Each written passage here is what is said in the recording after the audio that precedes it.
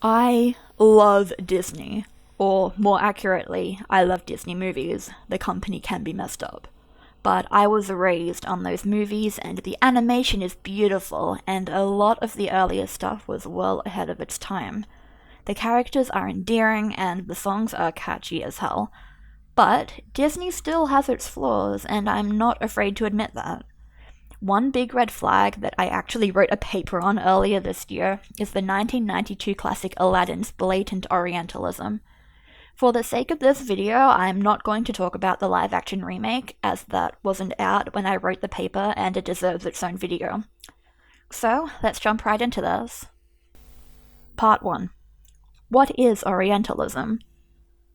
Orientalism, as defined by Palestinian American scholar Edward Said, is a way of seeing that imagines, emphasizes, exaggerates, and distorts differences of Arab peoples and cultures as compared to that of Europe and the US.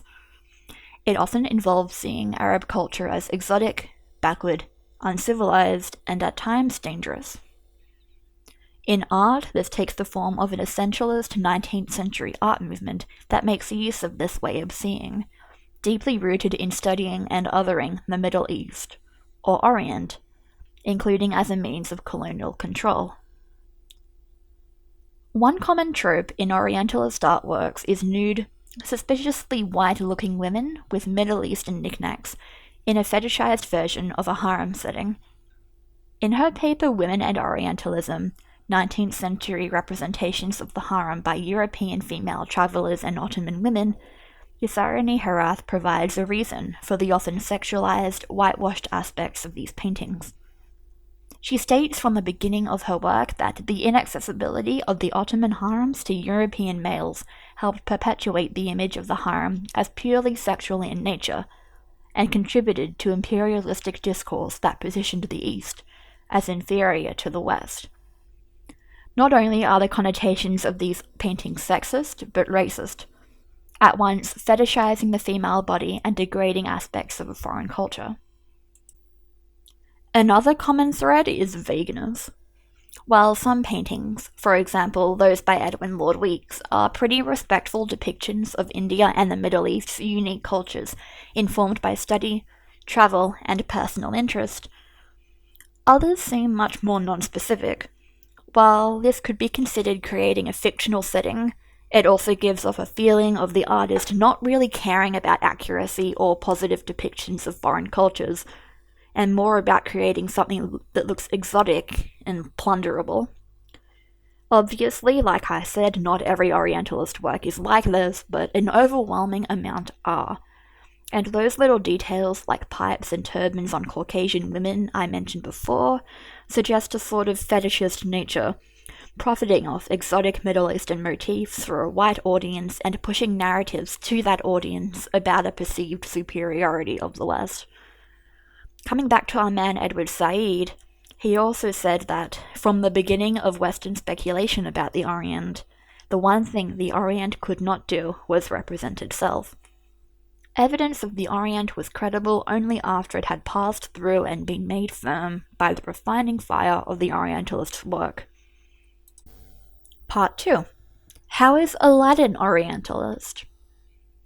You might say, but Raven, Aladdin isn't a 19th century painting. Why does it still matter? To which I'll reply, okay dinkers, art still has repercussions, and this movie has the exact same ones. And lots of other people agree with me on that one, including the American Arab Anti-Discrimination Committee, who said that they saw light-skinned, anglicized features in the heroes that contrasted sharply with the swarthy, greedy street merchants who had Arabic accents and grotesque facial features, and that it perpetuated Orientalist stereotypes. But quoting one committee with the same opinion isn't exactly proof, so let's get into the context and characteristics that make Aladdin Orientalist. Let's start with what the American Arab Anti-Discrimination Committee pointed out. What anglicizing means in the context of Aladdin's character designs is that the protagonists, Aladdin and Jasmine, were made to look and sound more appealing to a white audience. even with Jasmine's beautiful nose and eyes and tan skin, and Aladdin's medieval Arab getup and pet monkey named the Arabic word for dad, their American accents and conventional attractiveness are unmistakable. In contrast, the street merchants and Jafar look much more stereotypically Arab, with hooked noses, and for the merchants' thick accents, especially coding these features as evil or degrading. This comes directly from the Orientalist worldview that we saw earlier, prizing white features and using them to celebrate the exotic beauty of the Orient while excluding representation of real Arab people. And on the topic of appearances, have you had a look at how Jasmine is dressed recently? Hypersexualization of women of colour has been an issue for centuries, coming from the intersection of misogyny and racist fetishism. The harem stereotypes I mentioned before are an obvious example, coming from the Western male's exaggerated ideas of what harems, and the women in them, were actually like. This is very clear in the case of Aladdin, where the women are scantily clad in stylized, belly dancer-like outfits, with bare midriffs and sultry eyes, that seem to go against the Muslim values of modesty the fictional Agrabah, Allah is mentioned by the Sultan, would have, including Jasmine, who, by the way, is 15 years old. They're sexualizing a teenager, to the point of her making bedroom eyes at Jafar. Sure, she was creating a distraction in that scene, but it still rubs me the wrong way, especially considering the West's history of sexualizing women and girls of colour. Continuing with the visual design for a little longer, I'd like to talk a bit about the backgrounds and buildings in the film. Don't get me wrong, they're gorgeous, but in some places, they seem to take us out of the Middle East, adding Indian architecture into the mix. Now, there's no denying the strong historical connection between Arabia and the Indian subcontinent. Trade on the Silk Road, the spread of Islam, and travelling scholars, merchants, and, architects. But when thinking back on it, it's still a bit odd. For example, the Sultan's Palace.